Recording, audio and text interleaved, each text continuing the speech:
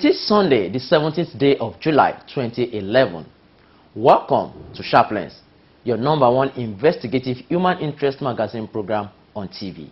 My name is Tunji Olanipekun.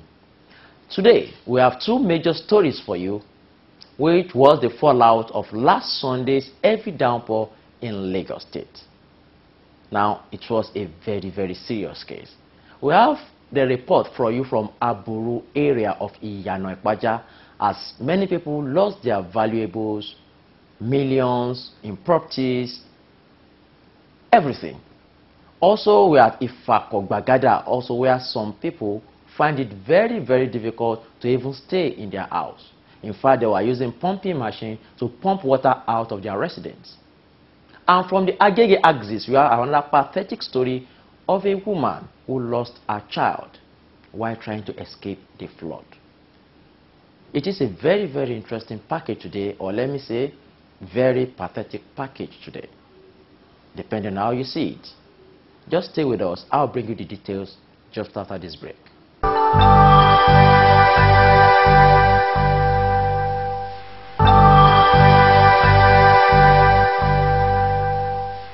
Our first story is from Aburu in Iyanoipaja area of Lagos State and also Ifakogbagada. You will remember that last Sunday's heavy downpour caused havoc in many areas. But Sharplens actually visited some areas, Gbagada, Abuliegba, Ifako, Aburu, and we brought you reports from this axis. Now, at Aburu specifically, it was very devastating. Now, the canal that filled up in Agege area, that is in the Abaso area, and started flowing, actually flowed through Aburu. The following day, corpses were being removed from the canal. And this flood actually destroyed properties worth millions inside the house of a popular actress. You remember Madame Kofo of the popular Second Chance soap opera.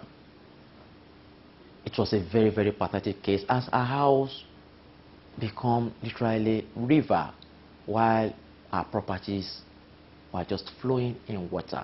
It was a pathetic story, and we went there, we saw the situation, and we talked to the residents of Aburu community. It was a close shave with death. Just watch the story from Aburu.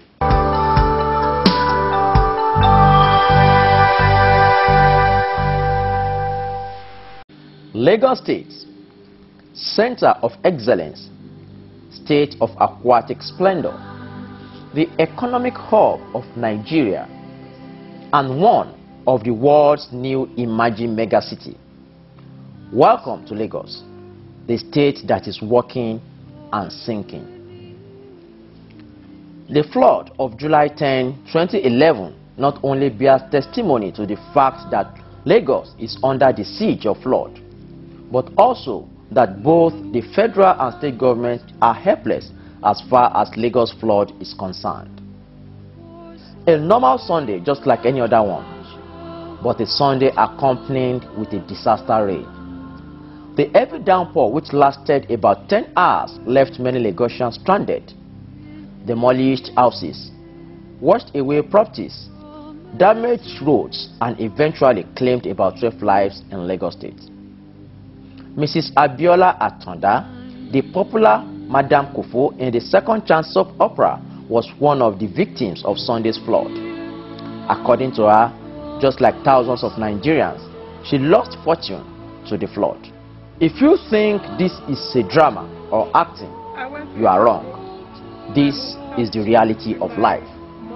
Madame Kofo, who moved into this house in Aburu area of Iyanoipaja in less than 1 year, has been hit with two calamities. The first was an armed robbery attack about 5 months ago, and now the flood. I wasn't at home. I left my children at home and my grandchild. I went to Ishogbo, my hometown, to see my mother who was seriously sick. When I was coming back, my last child, when she called me that I should not come back to Lagos, so that the whole of Lagos is flooded, and people, the water was flooding people away. I should go back to Oshogo. How can I go back to Oshogo? We said because water has taken over our house, our compound, everything. That my children, these two children and my little girl, had to go to the roof, the ceiling, to go and hide because of the water. So later, I was crying, I was panicking. I was in that vehicle. I was already on my way from Oshogo back to Lagos when I heard the news. I wasn't myself. I was just praying and everything. When my daughter now called me again to tell me that, Mommy, just be praying for us. This is the last bar I am using to call you, and we are still at the top of the roof. There is nobody to save us. The water has taken over our house. It has gotten to the door level, not window level, and we are seeing it now coming up even to the ceiling. So we are trying to break that's what she told me, that they are trying to break the roof now to come out of the roof. Madam Kufo was all tears as she tried to quantify what she lost to the flood. I just bought this property. I didn't know that this is going to happen to me. So that was how I said myself. I lost goods, gold, television, everything, all gone. Everything. At least I'm happy that my children are alive. That is what is most important. When I got here and I saw that my children were alive, I couldn't say anything. I just collected all my children and then went to Ikeja to go and look for an hotel to sleep. Madam Kufu's daughter, Mayowa, witnessed the flood from the roof of the house where they took cover. She and her young ones had a close shave with death on the fateful day. While we were inside, the water level just kept rising. So by the time it got to my knee, I said, this water is... Before I knew what was happening, the PHC just brought electricity. So when the electricity came, I was scared because water was all over the place, all over our body, and we had naked, all sorts of things in the house. And the stabilizer was just blinking. I was, what is going on? So I told my brother, I said, go out, go and remove the fuse or something, so that at least when the electricity is gone. When he opened he said he couldn't open the door, so I said, what do you mean by I can't open the door? I collected the key from him and came here.